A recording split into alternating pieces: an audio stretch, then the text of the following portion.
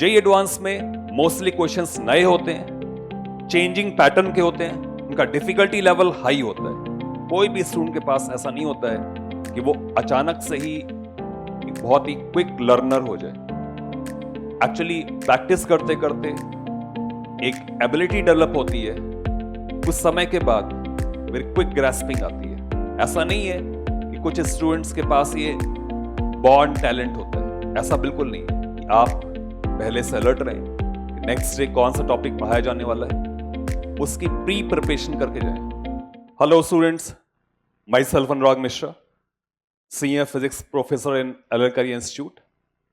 अब इस सीरीज में हम क्लास 11th स्टडिंग स्टूडेंट्स के लिए बात करेंगे। दैट मीन्स टारगेट 2024, जो स्टूडेंट्स 2024 में जेई में अपीयर करेंगे, हम उनके बारे में बात करने आ रहे हैं। मेरा discussion psychology of class 11 students at the moment, preparation methods और उनको फर्दर कैसे अप्रोच करना है, इसके बारे में होगा। अभी इस मोमेंट पर क्लास 11 के स्टूडेंट्स लॉस्ट फील कर रहे होते हैं। बहुत सारे बच्चों को कॉन्फिडेंस नहीं आ रहा होता है। वो ये सोच रहे होते हैं कि उनकी फर्दर जेई प्रिपरेशन कैसे होगी, जब वो पिछले 6 महीने में जो टॉपिक्स पढ़ाए गए हैं उनको वो खो चुके हैं, जिसमें उनकी प्रिपरेशन बहुत वीक है।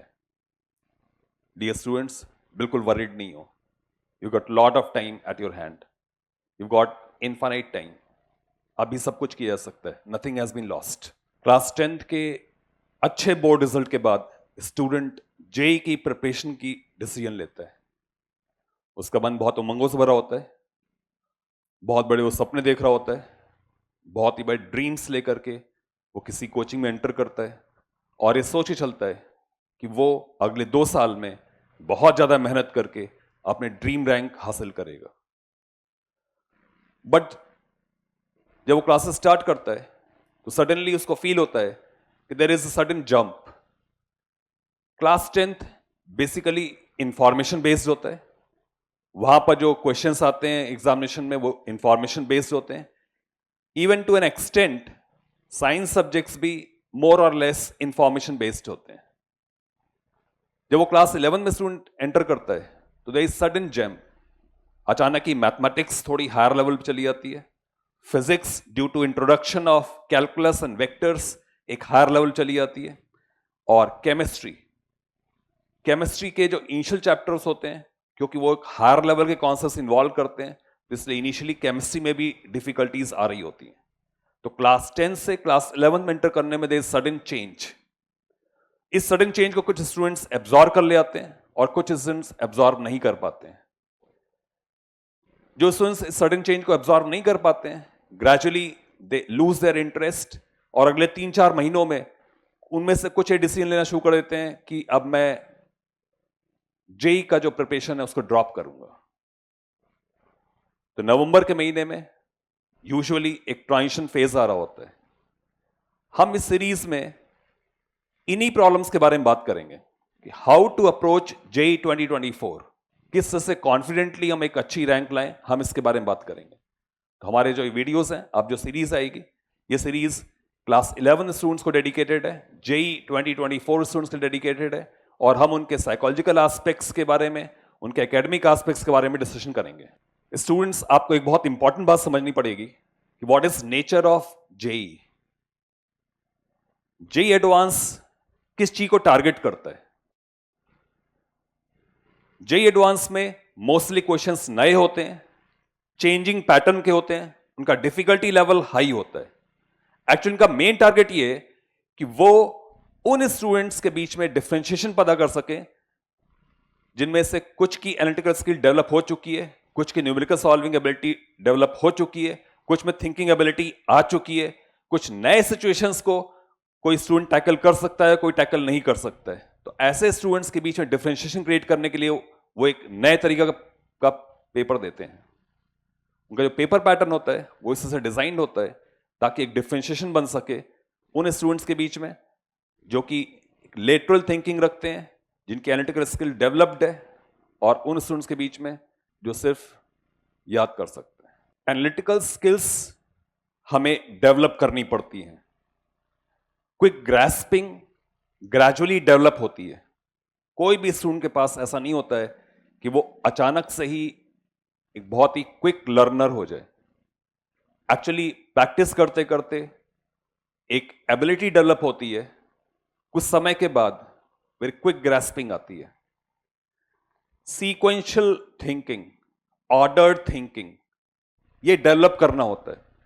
इनिशियली हर एक के थॉट्स रैंडम होते हैं। उन रैंडम थॉट्स से जो आपके काम के चीजें हैं उसको पिकअप करना हमें सीखना होता है। तो sequential thinking, ordered thinking has to be developed.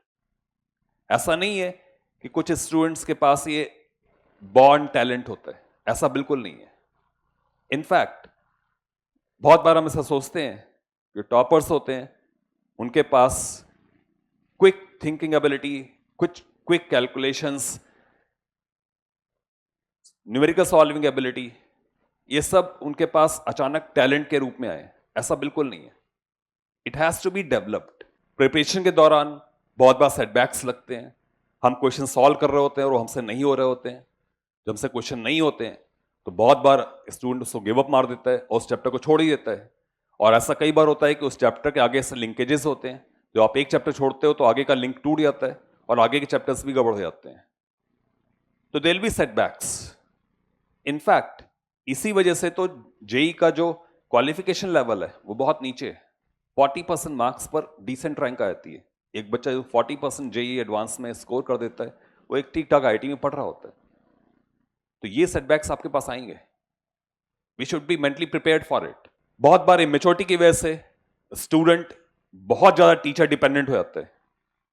मेरी इस बात का मतलब ये है कि किसी टीचर ने कोई चीज पढ़ा दी तो बस वो उतने ही क्वेश्चन कर पाता है।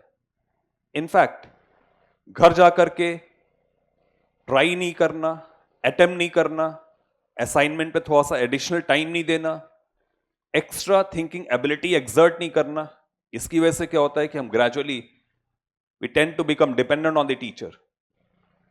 और इसका दुष्प्रभाव यह होता है कि हम अपनी खुद की numerical solving ability, thinking ability खो चुके होते हैं।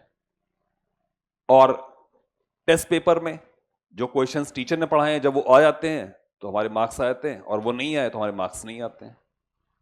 और ग्रेजुअली हमारे पास खुद की जब एबिलिटी नहीं होती है तो we tend to lose the confidence, और जब वो कॉन्फिडेंस नहीं होता है तो हमारी रैंक गिरती आती है, और रैंक गिरती आती है तो हमारे समटाइम्स बैच भी पीछे हो जाता है और हम रेस में पिछड़ जाते हैं। How to take most of lectures, उसके लिए सबसे अच्छा तरीका ये कि आप पहले से अलर्ट रहें कि नेक्स्ट डे कौन सा टॉपिक पढ़ाया जाने वाला है, उसकी प्री प्रिपरेशन करके जाएं।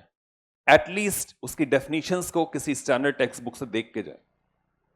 जब आप डेफिनेशन देख के आते हैं तो आपका माइंड ब्लैंक नहीं होता है और आपको पहले से पता होता है कि what to expect from teacher, teacher किस डायरेक्शन में जाएगा। क्योंकि बहुत बार ऐसा होता है कि जब आप बिना कुछ पढ़े हुए पहुंच जाते हैं क्लास में और टीचर पढ़ाना शुरू करता है तो कोई जरूरी नहीं कि वो टॉपिक बहुत ईजी हो, sometimes it can be a difficult topic, तो वो चैप्टर शुरुआत से ही उड़ जाता है। आप शुरुआत से ही डिसीजन ले लेते हो कि ये चैप्टर तो बहुत डिफिकल्ट है, इसको मैं प्रिपरेशन नहीं करूंगा। बट इस तरह की स्थिति तो बहुत सारे चैप्टर्स में आ सकती है, तो आप कितने चैप्टर्स छोड़ेंगे।